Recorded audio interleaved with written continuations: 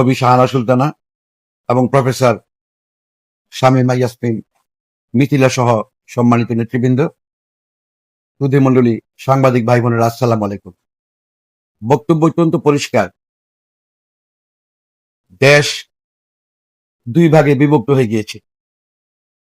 একদিকে ফ্যাসিস্ট ছিল, ফ্যাসিবাদ ছিল, আরেকদিকে গণতন্ত্রের লড়াইয়ে, গণতন্ত্রের পক্ষে একটি শক্তি ছিল। সেই গণতন্ত্রের লড়াইয়ে আমরা গণতন্ত্র অতুল প্রহরী বেগম খালেদা জিয়ার নেতৃত্বে আমরা লড়াই করেছি। আর অন্যদিকে গণতান্ত্রিক শক্তি যে রাজনৈতিক দলগুলো ছিল তারাও সেই লড়াইয়ে অংশগ্রহণ করেছে। আপনারা জানেন 2024 সালের 5ই আগস্ট এই লড়াইয়ের পরিসমাপ্তি হয়। ফ্যাসিস্ট হাসিনা উৎখাত হয়, পালিয়ে যায়। কেউ কেউ বলে চোরাপথে অনেকে পালিয়ে গেছে, আকাশপথে পালিয়ে তো গেছে। আজ সময়ের পরিক্রমায় তারেক রহমানের নেতৃত্বে একটি নির্বাচিত সরকার প্রতিষ্ঠিত হয়েছে। গণতন্ত্রের যাত্রা শুরু হয়েছে।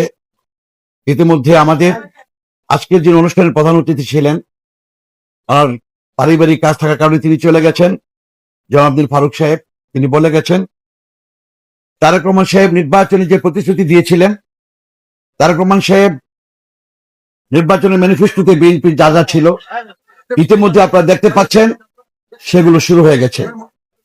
আগামীকাল 10ই মার্চ ফ্যামিলি কার্ড তিনি করায় ঢাকা 17 আসনে যেখান থেকে নির্বাচিত হয়েছেন সেখান থেকে শুরু করবেন। একই সাথে সমগ্র বাংলাদেশে যেখানে যেখানে ফ্যামিলি কার্ড দেওয়ার কথা সেই উপজেলা করতে হবে। ফার্মার্স কার্ড, কৃষিদের 10,000 টাকা ঋণ মওকুফ, বৃক্ষরোপণ কর্মসূচি, এমনি করে হাল খনন কর্মসূচি সহ বিএনপির যে সমস্ত যুগান্তকারী পদক্ষেপ সিদ্ধান্ত নিয়েছে সেগুলো বাস্তবায়নের পথে এগিয়ে যাবে। আজকে এই প্রেস ক্লাবে শুধু বলতে চাই, আসুন আমরা দীর্ঘ সংগ্রাম করার মধ্য দিয়ে গণতন্ত্রকে প্রতিষ্ঠা করেছি। সেই গণতন্ত্রকে আমরা যদি সার্থক করতে চাই, টেকসই করতে চাই, মজবুত করতে চাই, তাহলে বিভক্ত যে জাতি ছিল সেই জাতিকে ঐক্যবদ্ধ হতে হবে। এই কথাটি তারেক রহমান স্পষ্ট বলে দিয়েছেন। আমরা আজ প্রতিহিংসার রাজনীতি চাই না। আমরা প্রতিহিংসার রাজনীতিকে সরে গিয়ে আমরা সকল ক্রিয়াশীল রাজনৈতিক দলকে ঐক্যবদ্ধ করে আমরা এগিয়ে চলেছি তারেক রহমানের নেতৃত্বে।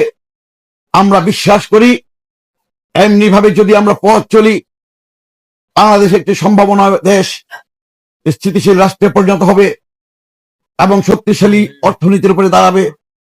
একটি শক্তিশালী পররাষ্ট্রনীতি আমাদের এগিয়ে যাবে সেই পথে।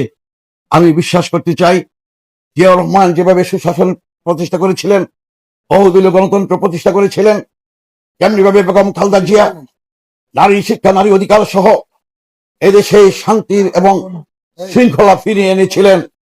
আমাদের